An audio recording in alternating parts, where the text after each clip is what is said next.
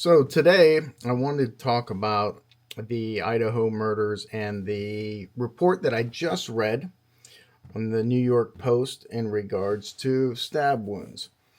And the reason I wanted to do this because I like to drive home certain narratives and certain facts when I know them to be true within this law enforcement true crime realm. If you remember when these Idaho murders happened a few years ago now, everybody was an expert. Everybody who claims to be an expert got on television and said that, well, whoever did this, it was personal. And these victims knew the offender. Now, normally, I'm not very opinionated, meaning I don't care about politics. I don't debate. I mean, I'm just not an opinionated person unless I feel very strongly about a subject matter. And in this case, I feel now, and I felt very strongly before, that it portrays a false narrative to up and coming law enforcement, crime scene assessment, criminal profilers, and law enforcement in general, that you would take such an outdated theory and continue to pass it on and on and on as if it is true. Now, I've talked about this many times in the past on my videos where I am very passionate about saying you cannot tell the relationship between offender and victim based on the number of stab wounds. You can't do it. Location of stab wounds, maybe. I'll give somebody that, but not the number of stab wounds. The way this came about is we have to go back 50 years when criminal profiling first started kicking off, and I guess it was Bob Ressler, maybe Jim Douglas. That was interviewing offenders, and well, why so many stab wounds? Well, because she was a bitch and I hated her, and so I just really was angry, and I just kept stabbing. I just saw blind rage. That's all it took. Okay.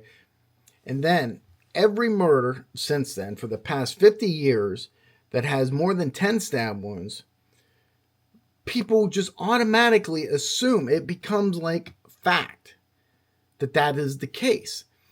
And boy, for some reason, not a lot of things bother me. I try not to let a lot of things bother me anymore. But that is one that just irks me.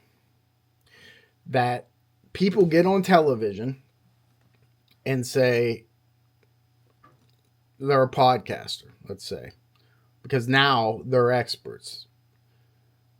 Or they'll grab a former FBI agent and they'll say, well, because of the number of stab wounds, we believe it's personal. Read any murder that you get into a newspaper where the public information officer or the lead detective or the chief gives like a brief little press conference. What do we know about the suspect? Well, we believe because of the number of stab wounds that there was a relationship between the victim and the offender.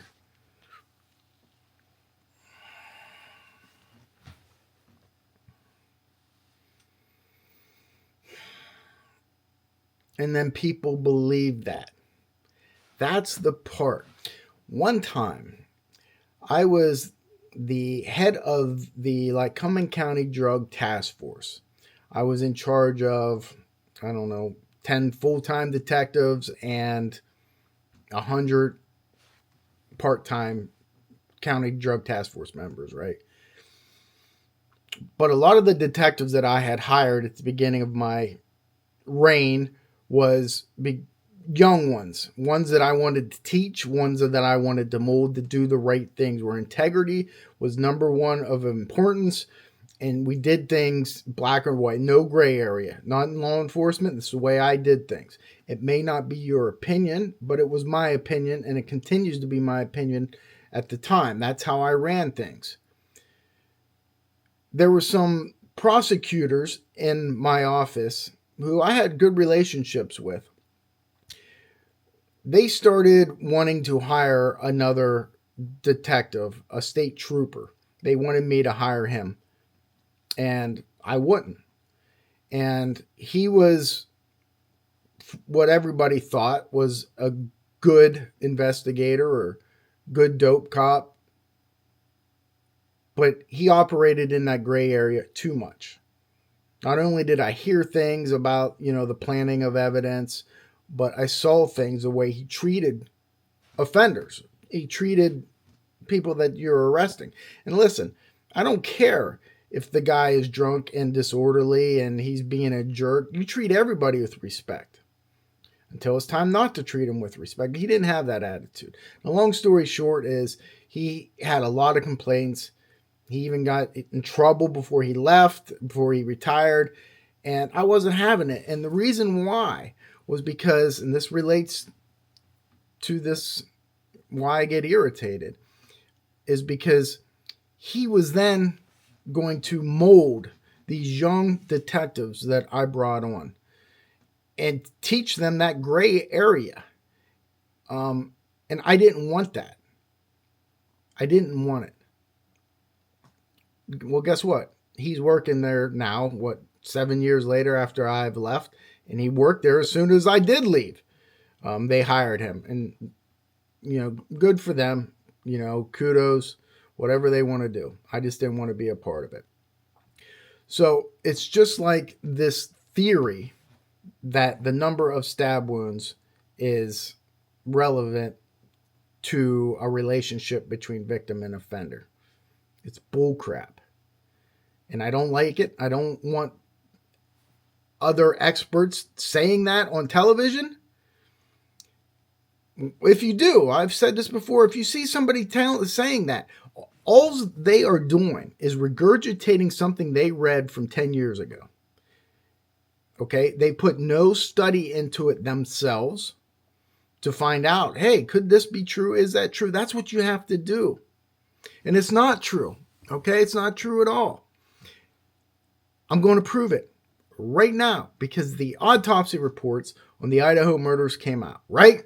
Well, at least parts of it. Listen to this.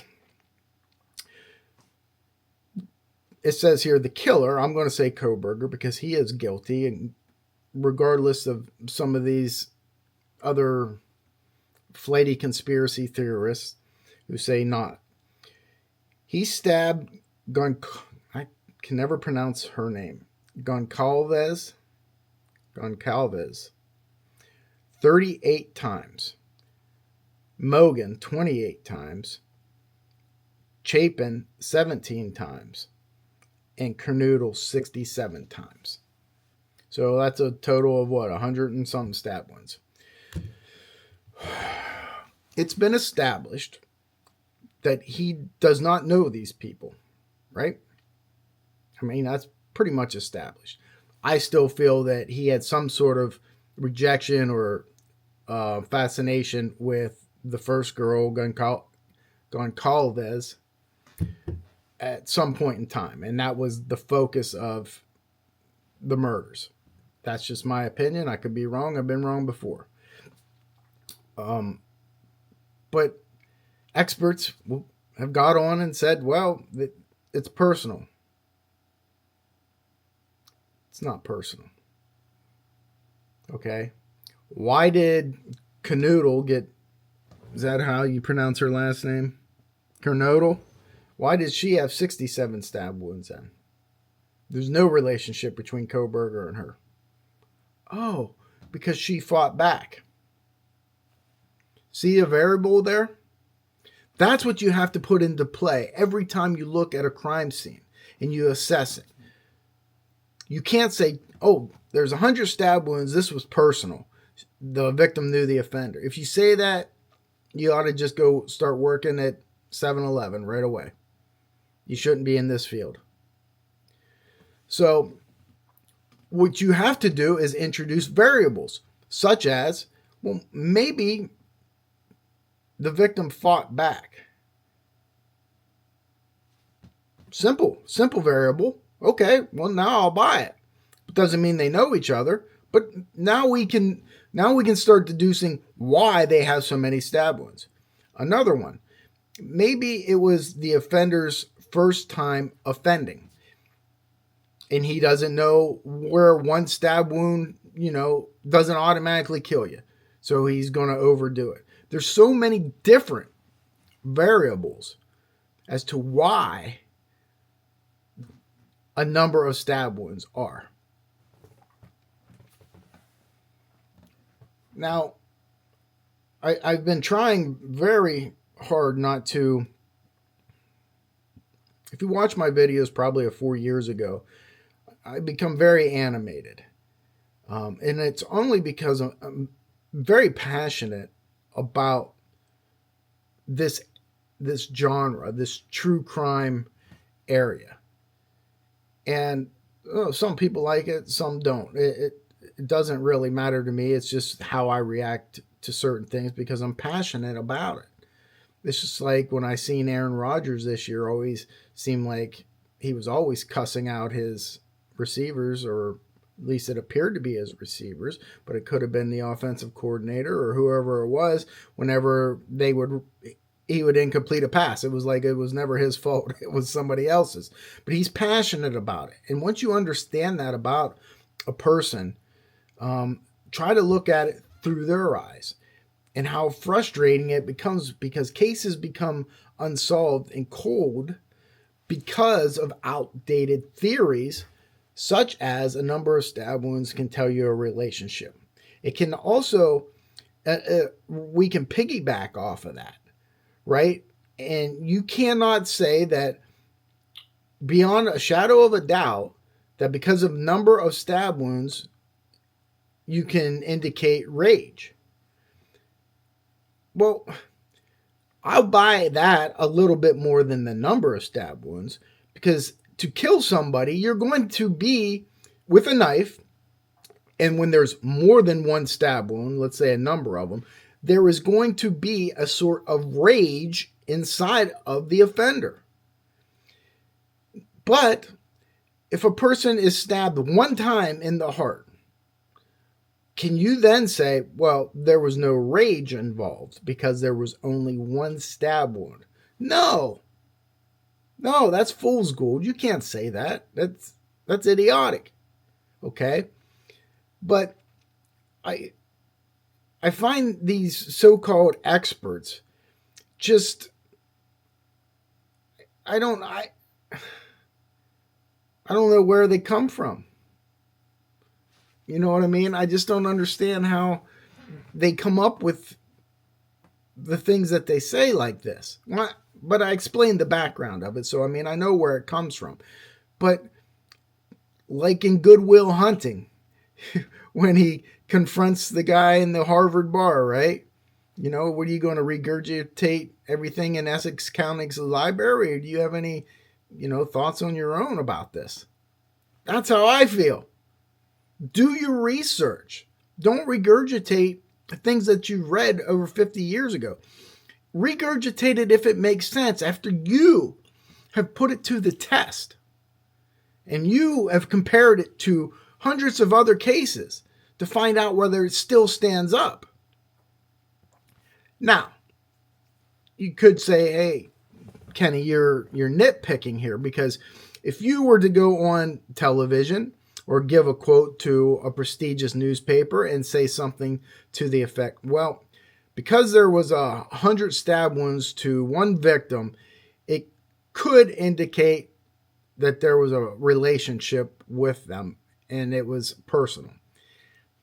If you throw that word could in there, at least then I would have some respect for you and what you do. But without that, To me, you're just a joke. And that's the way I would look at it. So I would say just be careful. Please. When you are looking at now listen, a true crime creator or whatever that is on YouTube, to me, is different than experts in the field. Now, some of them, there's been some obvious crossover. Julia Crowley, I think, the FBI profiler, I think she does a tremendous, tremendous job. I'd rank her right up there, number one, because of just that. She says, well, it could be this, it may be that, because of this, because of A, B, and C, and that's the way it should be. It shouldn't be steadfast. Hey, the offender knew the victim because of the number of stab wounds. Where's your evidence? Where's your basis of proof? Where does that come from? Tell me why. Because most of the general public and media will believe you, and they shouldn't. And again, I guess it's one of the reasons I don't watch the news much. This Idaho thing came up in my news feed. But I don't generally watch the news or television that much, or anything like that. Just because the whole world is going crazy. I don't want to preach about that. But when it comes to my league, which is true crime, I do get a little bit irritated and passionate about things sometimes.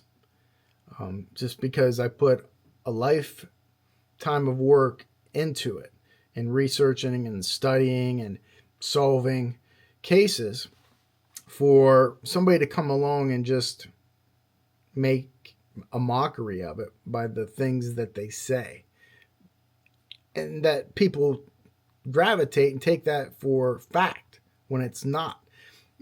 Now, you have idiots on YouTube that do podcasts and they think they're experts and they'll say stuff like that, but who cares, because nobody's listening to them.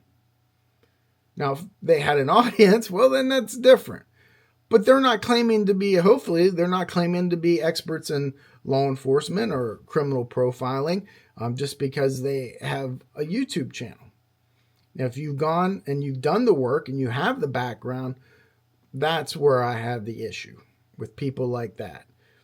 So, but again, it's just my opinion, and who cares? Who are you? That's right. I'm nobody. But I have been in the field. I have worked cases. I have solved cases. So, I mean, I take it seriously, and I have a platform here where I can speak about it. And that's what I'll do. I'll take this first 20 minutes of me just seemed like bitching and complaining, and I did. Just because I've said it from the beginning, and I'm saying it now. You can't determine offender-victim relationship based off a number of stab wounds. So please, let's get rid of that narrative. Please. And if you hear anybody say it, turn the channel and don't ever take them seriously again. With that out of my system, this next half, I want to talk about the releasing of some of the crime scene photos. I believe that what happened in this is that the Idaho officials caved to pressure. Where are we at in a society where we have to crave these crime scene photos? Why should they even be out there for the victims' families to see? It's sickening. Especially these YouTubers and social media people who only want it for clicks, to put on their, and the people that click on them is just helping them out. It's disgusting. I feel bad for the victims. I talked to Stephen Goncalves, the victim's father once through email. He had sent me something asking me some questions. And it's almost like, you know how you can never tell tone through text or email? I felt like I could. And I felt so horrible for the man. And now they got to go through this. You know, the autopsy reports being like, and yes, I understand it's freedom of press. I'm all about, obviously, the Constitution of the United States and even First Amendment auditors. And when done in the correct way, I'm all for it. But as a decent human being, sometimes I don't think that we put ourselves in the shoes of other people, such as the victims' families. Now, it's easy for me because I don't get on social media. I don't even have any social media accounts anymore. That's how much I despise it. I don't see it. But if they do, they see it. And, you know, some of you people, your reaction is, well, tell them not to look. That's pretty harsh in my mind. You know, I just think that the Idaho officials should have kept that to themselves. It's over. It's over. Why? If there would have been a trial, then the crime scene photos come out, just like OJ. But it's over. Why do you need to release them? Yes, I know. The people have the right, and they do. They have the right for certain things.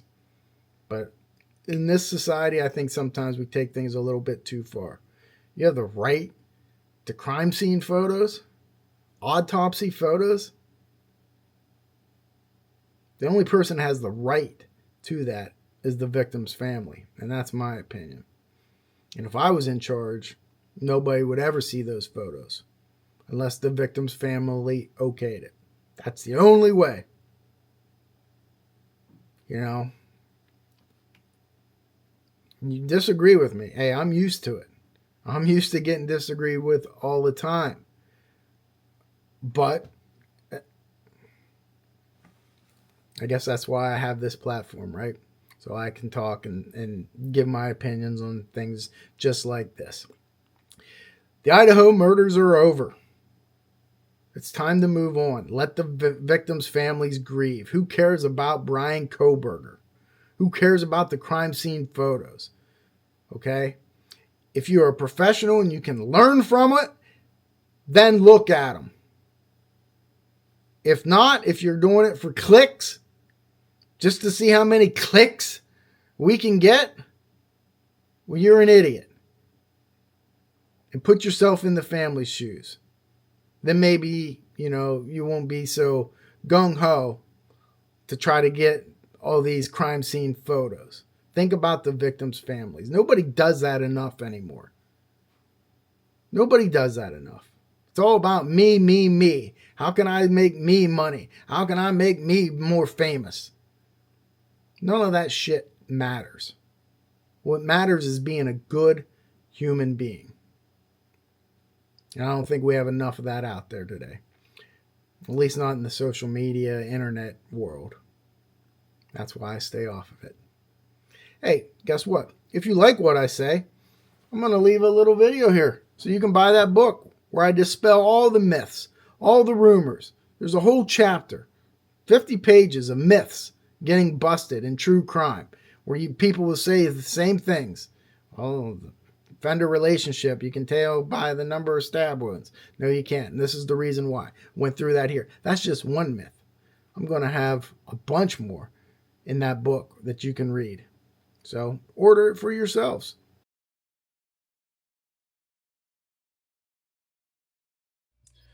So I always get the question, how do you become a cold case detective? Ken Mains, how did you become a cold case detective? Well, I had that in mind a long time ago, over 10 years ago. And I got the answer right here.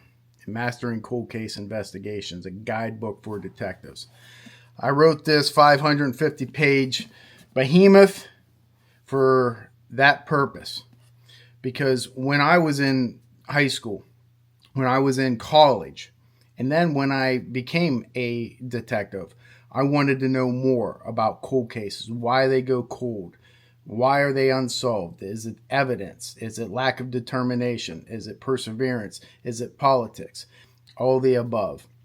Well, I set the answer to all those questions in my new book. It's been 10 years of research, writing, jotting down things. I knew that I was going to write this book eventually. And it finally has come to a head where I'm able to actually get it done, get it published by Unsolved No More Publishing, and get it out to you. So who's this book for? It's for detectives. It's for amateur detectives. It's for college students, academia, forensics. The topics I cover in this book, from what is a cold case, victimology, research, crime scene location, criminal profiling, conflict, greed, sex and revenge, possibilities versus probabilities. That is huge in this book. I go through that a lot because that's the basis and foundation of my methodology. Evidence, sketches. Of course, you have affirmations. Why should you listen? Social media, the rule of psychology, equivocal deaths, modus operandi, signature. Legal and ethical considerations in cold cases, integrity, involving as a cold case detective, serial killers, missing persons, domestic violence, exposing myths, premeditation versus spontaneous, confidential informants, wrongly convicted, clandestine graves, you name it. I cover it in here. 550-page hardcover textbook. And along with all those topics, I also wanted to do case studies, especially case studies on confessions. Why? Because you can learn so much from confessions. At the end of the book, I go in great detail about killers in general who have confessed, why they did it, and what we can learn. That's always the most important thing, what we can learn from them and move forward and apply what we learned on that case to a future case. So I have all that. I tried to incorporate as much as I could, and there's a lot in there about real life cases that I have worked on and I have either solved or learned something from. And I'll tie that to a specific chapter, along with tips, certain things that I think you should look for in certain areas. It's a great book to learn from, but it's not just for active law enforcement members, private investigators, defense attorneys. Everybody can learn from this book. And that is what is motivated me to write this. Is I want people to learn. I am tired of seeing wrongfully convicted people. I'm tired of the politics of district attorneys' offices and state police and local jurisdictions who either don't have the resources to do it or they just pass it off because they don't know how, they don't want to, they don't have the desire, the determination. And all that does is affect the victims and the victims' families. And I see it time and time again. You will see endorsements and affirmations from victims' family members in here who I've worked with in the past because they are the most important people.